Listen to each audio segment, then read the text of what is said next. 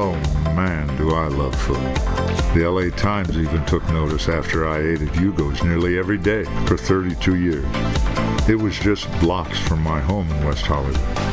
And now I've moved to the Motion Picture and Television Fund here in Woodland Hills.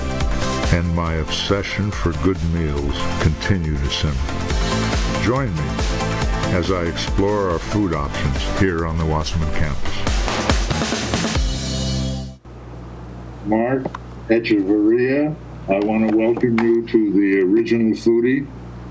Mark is the COO, the CFO, and the owner of Musso and Frank Grill, one of the oldest restaurants in the city of Los Angeles, and a wonderful place where I've had the pleasure to dine and can't wait to continue to dine shortly. Mark, welcome.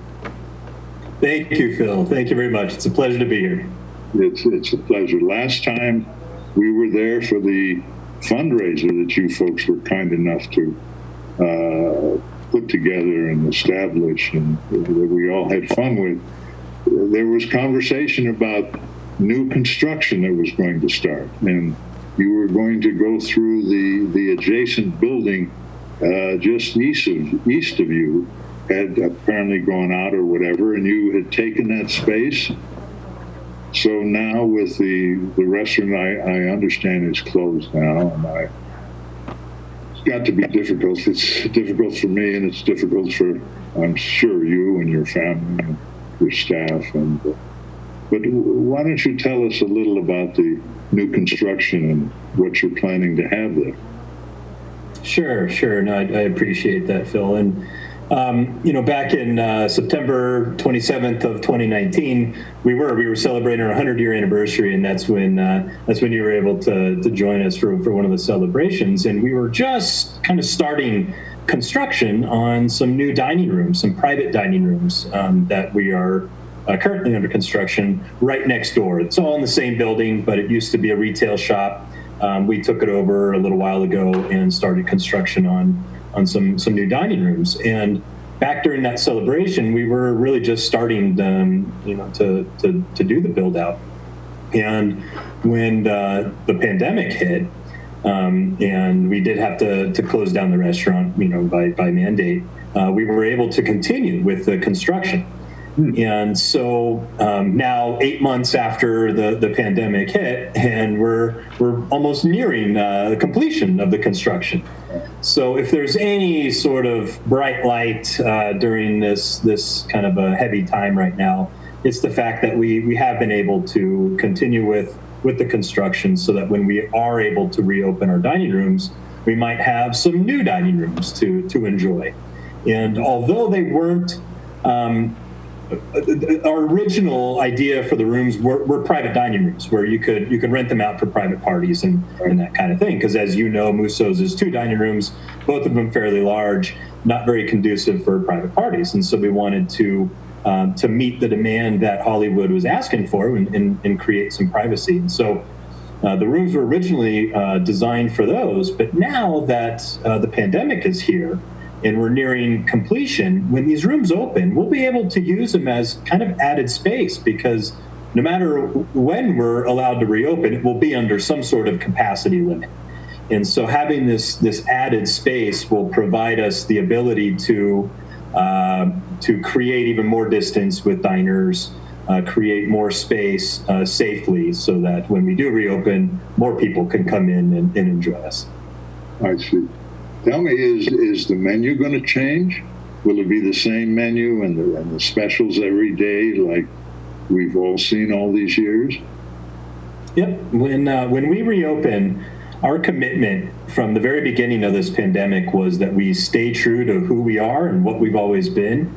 And so on the other side of this, we want to be the place that Los Angeles can come to that didn't change during the pandemic.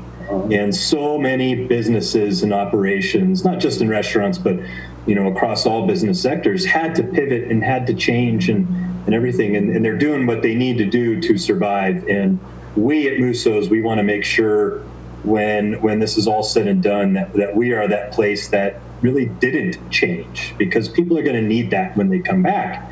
out of the pandemic, they're going to need that place that feels like it was pre-pandemic. And we've always fit that sort of niche in the market of never changing. And we're going to continue to do that. So to answer your question, no, the menu is not going to change. Everything on the menu stays as it was, on March 15th, when the night before we had to close. Everything's going to stay exactly the way it was. So, including the team. So far, we've kept everybody on the team. So the friendly faces that everybody knew pre-pandemic, when we get out of this, it'll be all the same faces and all the same food. I have to, take my hat off to you, to the way you have held on to your staff and are taking care of the staff.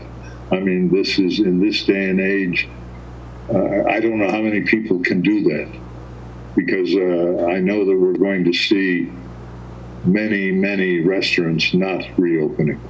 And it's going to be a bit of a catastrophe on one hand, and a windfall for those restaurants that are able to open again. But you've taken care of your staff, and I mean, that is beyond outstanding. It's wow. I think it's sensational. And I appreciate that. No, that's my gosh. Now, also, let me ask you something, and maybe you have to tell me, Mark, if this is something we can't get into or you don't want to discuss, but I think insurance-wise, I read a piece where you were having some sort of controversy with the insurance company about your coverage during this pandemic situation. I found it so interesting that you could do something like this, and I thought maybe our viewers might like to have a little insight, but I don't know that you're able to talk about that. You've got to tell me. I have a list of things here, and we can move on at your leisure. Of course. No. I can talk about it. What you're talking about more specifically is a business interruption right. lawsuit that we have. We are currently in litigation with our business interruption insurance company that denied us business interruption coverage when we were forced to close. And basically the premise of that is the insurance companies are trying to get out of paying the business interruption claims because of virus exclusion, which for restaurants, there's always some kind of a virus exclusion that was meant for basically foodborne illnesses, not for pandemics. And so our position with the insurance company was we did not get shut down because of a virus. We got shut down because of a government mandate. The virus was never present in the restaurant. Therefore, the virus exclusion doesn't apply to us. And so we ended up having to file a lawsuit in Los Angeles Superior Court to try to recover that business interruption, which is going to be crucial for all businesses, restaurants especially, but all businesses across all business sectors. This is going to be very crucial for us in surviving. So this is still in contention. It has not been adjudicated yet. It has not been adjudicated and probably won't be for quite some time. It's a very, very complex lawsuit, and there's a lot of them out there, and so across the country. And so I think we'll start seeing a lot of movement on this in the next year, I would say.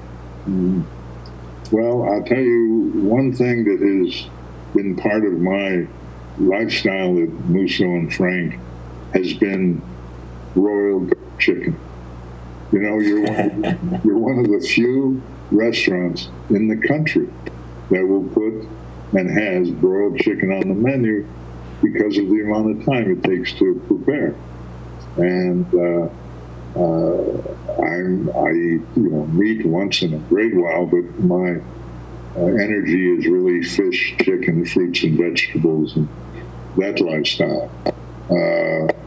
But your broiled chicken is just outstanding beyond word. I mean, it's wonderful. And there's a yes, no, again, my absolute pleasure. Now you and my wife have the same tastes. That's her favorite dish as well, as the broiled chicken. And it's what makes that dish so special, Phil, is it comes off of our grill, which is an incredibly old grill. The grill itself that we cook on was built in 1934, and the actual metal grate that we cook on is at least 35 years. So it has all the seasonings from 35 years of cooking on it, and the broiled chicken off of the mesquite charcoal, accompanied with that steel grate that we use. You can't beat it. Of course, I'm a little bit biased, but you really can't. I've never had a better chicken. So you're spot on that. Good job, Phil. No, that's sensational. There's nothing more. I mean, when I go in to Musso's, I usually have had the pleasure to start with a martini. Nobody makes a martini like Musso's. I have my dear friends here, Alan and Sally Sloan, that make a martini. They do make a good one, but in all due respect, Musso stands alone. It's still your presentation of the martini is outstanding, and I'm sure that will continue. And it's just, there's been nothing like it. But Musso's has been around all these years, and now you're the great grandson on the Musso side. Correct. Okay. But the restaurant's still owned in the third generation. My mom and her sisters, my dad, my uncles, they still own it. I'm just the lucky fourth generation that's running it for them. Oh, okay. And they're all still very heavily involved. My dad is the president of the company, and my aunts and uncles, they all comprise the board of directors. And we try, even though we're a family, we try to make it as formal as we can. Every quarter we have board meetings, and so they're all still very heavily involved in it. The third generation is absolutely the driving factor. I'm just the one that executes it for them. Oh, I see. Because I remember when the ladies would be available on the floor. Is Rosa still with you at the cashier? Well, Rosa is. She's there about 2 to 3 days a week now. Well, before we had to close, but she is still with us. Absolutely. Okay. Well, you must give her a big hello from me, because I will, Phil. Absolutely. Yeah, she is certainly a fixture there. But let me get this right. Your parents, the ladies that were involved. I had a very dear friend of mine by the name of Phil Norman, who was a graphic designer, and Phil had an account with you guys. And Phil was the one many years ago that turned me on to the Musso and Frank credit card. And we would dine there, we'd like to dine there every day, but unfortunately, the money tree was not effective every day. And so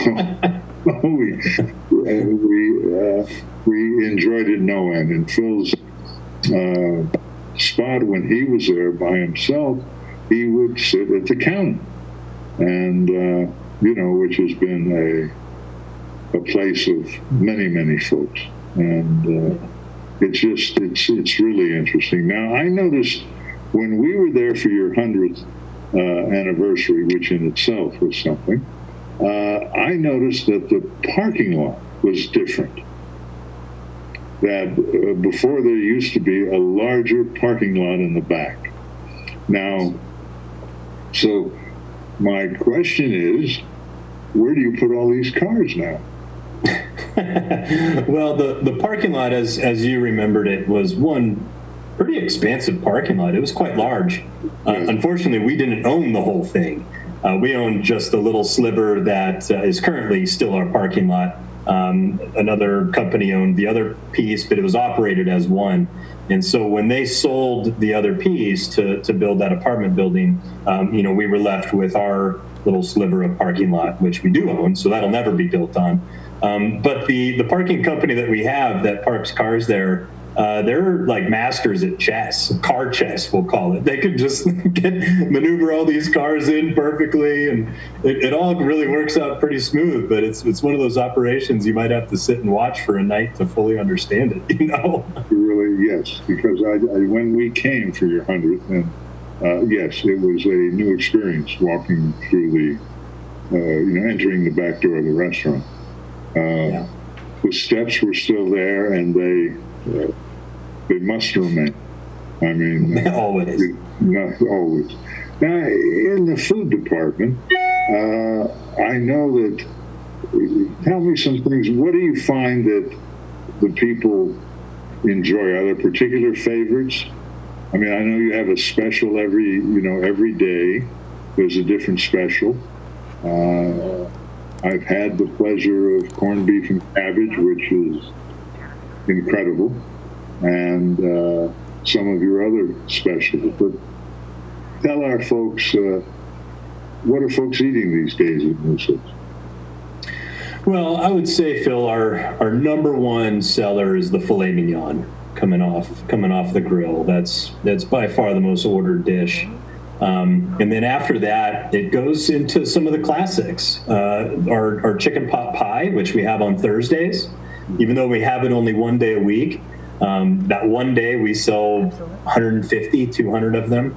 People will come in from, hundreds of miles away to eat the chicken pot pie on Thursday. It's actually the recipe's in our new book that not new, but we put it out about a year ago. The recipe for the chicken pot pie is in the book. But I would go filet mignon, chicken pot pie. A next really popular item that's a classic would be the grenadine of beef. And grenadine of beef, I'll explain it really quick to the viewers. It's 3 filet mignon medallions that are basically just lightly pan-seared as rare and served on a brown gravy with béarnaise sauce over the top. And then whatever the seasonal vegetable is. When I was a kid, that was the only way my parents could get me to eat vegetables, was the grenadine of beef. And I think they would tell the server, put double the peas on his plate for me, please. That was the only way they could do it. It's one of those dishes that I loved as a kid, but it's still an incredibly popular classic dish that we have at Musso's. That'll just never go away. It's just one of those dishes that will always be there. Well, your chef-not seafood is something to speak of. I've never had a salad like that anywhere. Your special house dressing is unto itself. I mean, but the chef-not seafood salad is a piece of work. And I would think that you would see folks scooping that up with some regularity. Absolutely, it's a big lunch item for sure. It's a very, very popular lunch item. Mm-hmm. Mm-hmm. Are we going to see any other changes with Musso's? As you say, you want everybody to feel comfortable and to come back to see things that were there, so they're very, very familiar. Hollywood Boulevard continues to go through its changes. And you have come through those changes and then some. So it's quite something, quite something. As far as the entranceway, rarely, quite frankly, have I entered from Hollywood Boulevard. Most of the entry has been through the parking lot. Yeah. So, yes, it's been a bit, the last time I was there was your 100th anniversary, and that was, of course, to be able to be part of that was really something. That was really sensational. But any other plans? Yes. No plans of changing anything. Change at Musso's is a bad word. We don't allow that word at Musso's. and no, we're just really focused on getting through this pandemic so that we can continue to provide that very comfortable dining atmosphere and experience that you and everybody in LA have come to expect from us. We're very dedicated and committed to maintaining that antiquity, the integrity of our history. And so when we do get on the other side of this, you will be able to come in and get that meal in that same place that you did pre-pandemic. I have a question. Is that okay, Phil? Absolutely. So it's actually, I have two very different questions. You mentioned that all of the staff are still on payroll, and are they doing anything specific for Musso and Frank during this time, or is it really just like stay at home, stay healthy, when we need you, we'll call you? Unfortunately, they're not all still on payroll. We were able to keep everybody on payroll until June 5th, and then we had to furlough.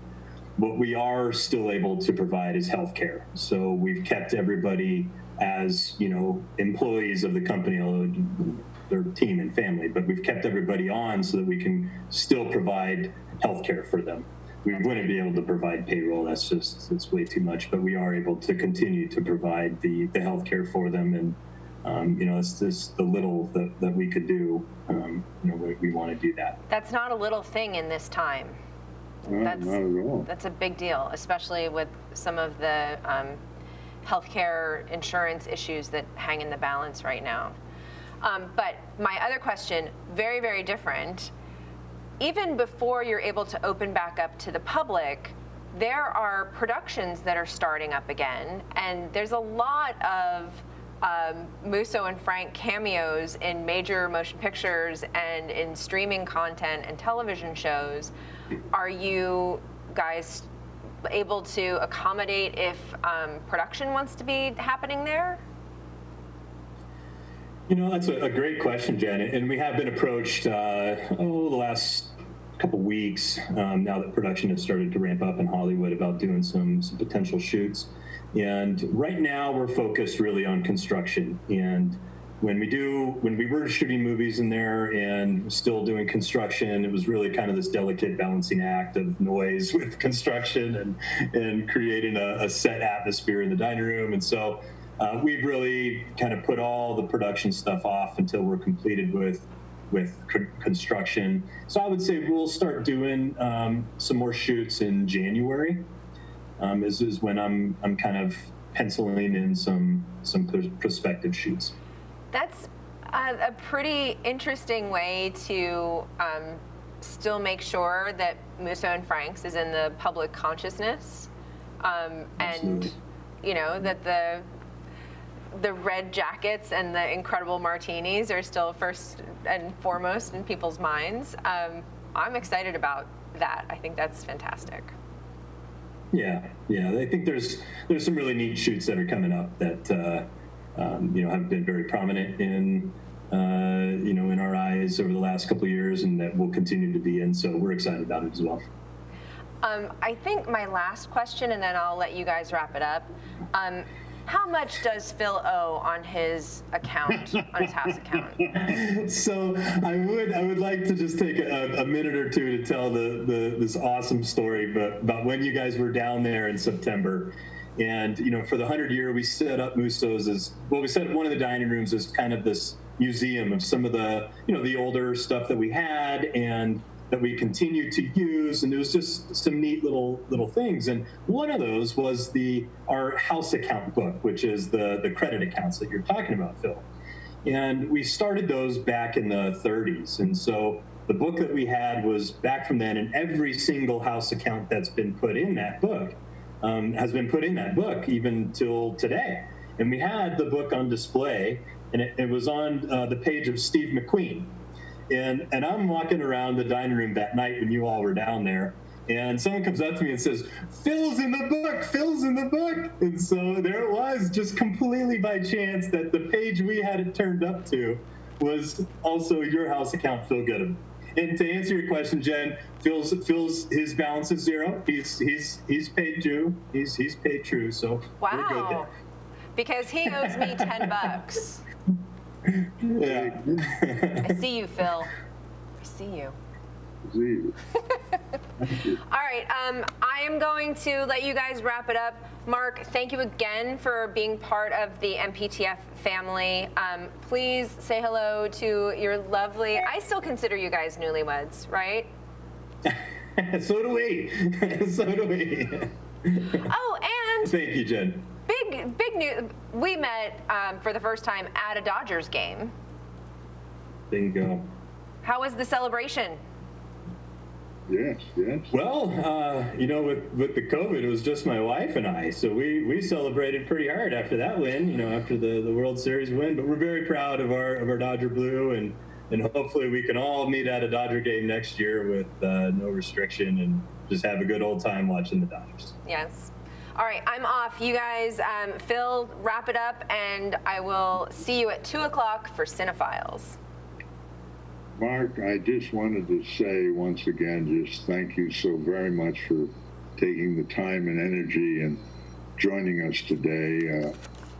Musso and Frank is a legend. It goes beyond legends, and you're part of that in your family, and it's so interesting that it continues to be a family situation. So I just want to, thank you from the deepest part of my stomach that enjoys wonderful food from your place, and want to say to you, I look forward to seeing you again and eating at Musso and Frank's, and my usual tag is till we eat again. I love it. Thank you, Phil. It's an honor to be here with you, and you have the commitment from my family that we will be here for generations to come, so everybody can come in and enjoy Musso's when the time is right. So thank you again for having us on. Thank you very much.